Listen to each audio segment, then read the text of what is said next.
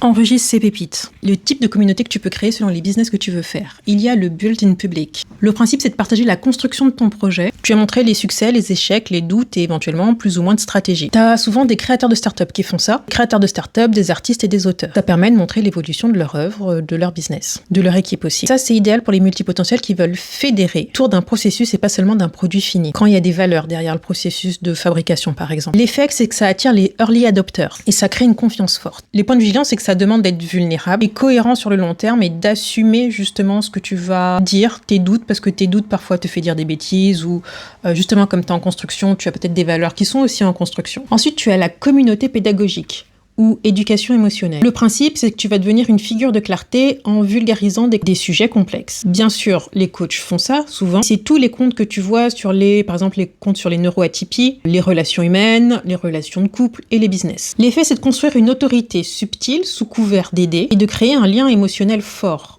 au présentateur, souvent, plus qu'au produit, au service ou à l'entreprise d'ailleurs. Ensuite, la troisième possibilité, c'est d'avoir une communauté d'aspiration ou du lifestyle incarné. Le principe, c'est que tu incarnes une vibe, un style de vie, une posture mentale. Là, c'est tous les comptes d'entrepreneuses ou d'entrepreneurs inspirants qui vont montrer notamment le slow life, voire du luxe spirituel, enfin des concepts un petit peu attrayants qui vont mélanger ensemble. Et tous les comptes aussi de tout ce qui est influenceurs, influenceuses alignés, ceux qui utilisent ce mot en général, c'est ça. Là, le but, c'est d'attirer des clients qui vont plutôt acheter en réalité l'univers plutôt que l'offre en tant que telle.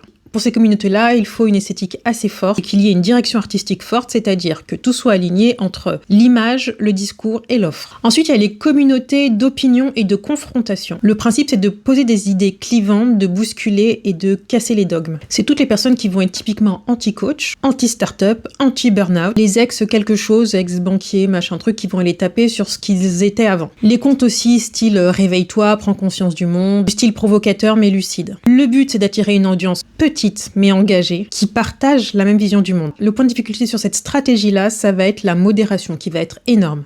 Parce qu'il faut y mettre beaucoup d'énergie, puisque les contenus sont plus polarisants.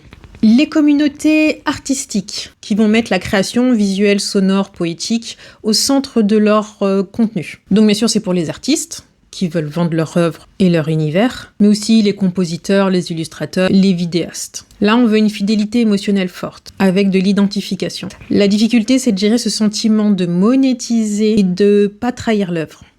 La communauté miroir. Alors elle, c'est la plus difficile à monétiser, puisque le but, c'est de partager son vécu de façon brute, sincère et pas encore résolue. En fait, t'as encore le problème. On va avoir des récits de reconversion en cours, de burn-out, de trauma et de rémission de ces traumas. Tous les comptes « Je suis paumé mais je me cherche », donc qui sont très présents sur les réseaux sociaux. Ça crée un lien très fort, puisque la personne va se reconnaître. C'est une sorte de safe space émotionnel. Mais je le redis, à monétiser, c'est très difficile. Parce qu'il n'y a pas de structure claire et surtout qu'il y a une fusion affective. Et enfin, les communautés de niche, ce qu'on appelle les deep topics, c'est-à-dire de niches ultra nichées, qui vont en fait recouper plusieurs niches ensemble. Par exemple, ça peut être intelligence artificielle et féminisme. Très qualifié, très monétisable, très ciblé, peu diffus. Ce sont des communautés qui vont rester très petites, mais très efficaces. Dis-moi celle qui te plaît le plus a priori.